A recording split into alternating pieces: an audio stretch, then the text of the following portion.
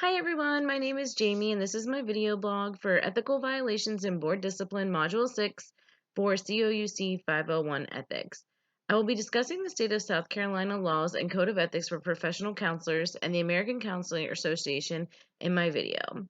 I have found a resource from the American Counseling Association, Vistas Online 2017, that lists the most common violations in the United States as a dual relationship. The second is unprofessional conduct, and last, professional misrepresentation and conviction of a non counseling related crime tied. So, out of the states surveyed.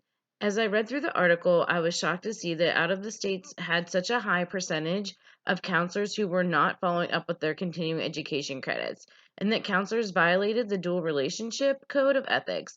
Personally, I think that it would be really hard to have a family member or friend as a client and then see them on outside of the office and maintain their confidentiality. It's easy to get distracted and get into a conversation about something that could be misconstrued or violate their rights.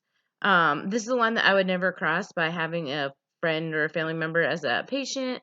Um, I searched the South Carolina State Board website for disciplinary actions, and most of the actions that have required disciplinary action is inappropriate relationships with clients. A recent case that I have chosen is that of a counselor who was seeing a client in her office and she chose to enter a friendship with the client outside of the sessions. She informed her practice and received approval from her work to remain friends with the client, but did not disclose that the client had actually moved into her own home for 14 months.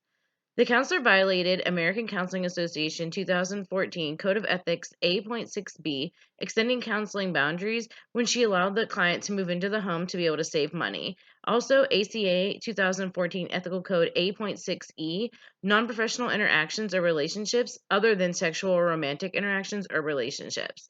This guideline violation is for treating the client like a child while living in her home. Another ACA code that I believe the counselor was in violation of is C.6.d, exploitation of others. The counselor had the client move into her home and while living with her as another child because she knew the client could not afford to live on her own. The last ACA 2014 ethics code I believe her to be in violation of is I.1.a, knowledge.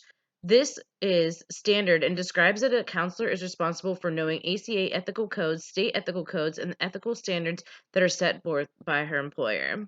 South Carolina state codes that I find the counselor to be in violation of are Article 7, Section 3622A.8 and 3622A.9, which both states that a counselor is responsible for not having their personal needs met by a client through their counseling relationship and not engage in personal, social, organizational, financial, or political activities with the client.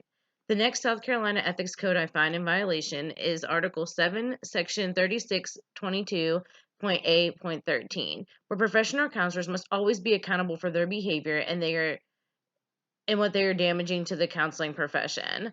The counselor had to pay a $500 fine, participate in 3 hours of continuing education courses pertaining to professional boundaries, and a public reprimand.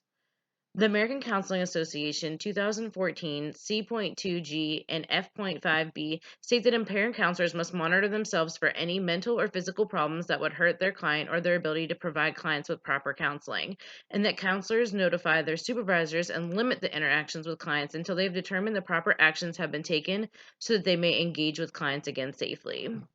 The South Carolina Department of Licensing and Regulations Board of Examiners for licensure of professional counselors, marriage and family therapists, addiction counselors, and psychoeducational specialists amended last in 2018 said law section 40-75-110 8.7. The board may publicly or privately suspend, revoke, or restrict a license when the licensee has sustained physical or mental impairment or a disability which renders practice dangerous to the public.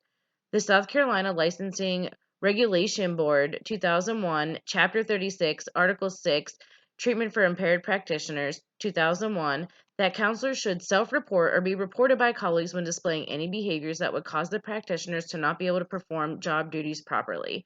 Practitioners are given the opportunity to enter into treatment programs with their impairment when their impairment deals with substance abuse or mental or physical dependency. The practitioner then will report back to the board with proper documentation that the necessary steps have been taken in order to in order to provide the licensee has completed the treatment programs.